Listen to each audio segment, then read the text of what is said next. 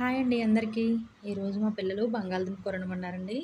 నేను ఎలా వండుతానో మీకు కూడా చూపిస్తాను రండి సింపుల్‌గా. బంగాళదుంపలు ముందు ఉడకబెట్టేసుకొని, ఉల్లిపాయలు, పచ్చిమిరపకాయలు కోసి పక్కన పెట్టుకోండి. తర్వాత దాంట్లో వేసిన మసాలా ధనియాలు, జీలకర్ర, ఎండు కొబ్బరి, దాల్చిన చెక్క, లవంగాలు, ఒక ఇలాచి, అల్లం, వెల్లుల్లిపాయ నేను ఫ్రెష్‌గానే వేసుకుంటానండి. ఫ్రిడ్జ్‌లో స్టోర్ చేసుకున్నది కాదు. బంగాళదుంపలో ఫ్రెష్‌గా వేసుకుంటే బాగుంటుంది. అది మిక్సీ మెత్తగా పట్టేసుకుని అది పక్కన పెట్టేసుకోండి. తర్వాత ఆయిల్ వేడయ్యాక ఉల్లిపాయలు, పచ్చిమిరపకాయలు బాగా ఫ్రై చేసుకోండి. దాంట్లోని పసుపు, ఉప్పు వేసుకుని బాగా మగ్గనివ్వాలి. అది ఎర్రగా వేగాక బంగాళదుంప ముక్కలు కూడా వేసి, కారం కూడా వేసి బాగా మళ్ళీ ఒకసారి మూత పెట్టి మగ్గనివ్వండి. తర్వాత వాటర్ వేసాక బాగా కొద్దిగా ఉడికాక లాస్ట్ మసాలా వేసి వాటర్ అంతా ఇంకిపోయే వరకు, ఆయిల్ పైకి వచ్చే వరకు కూడా మూత పెట్టి మగ్గనివ్వండి.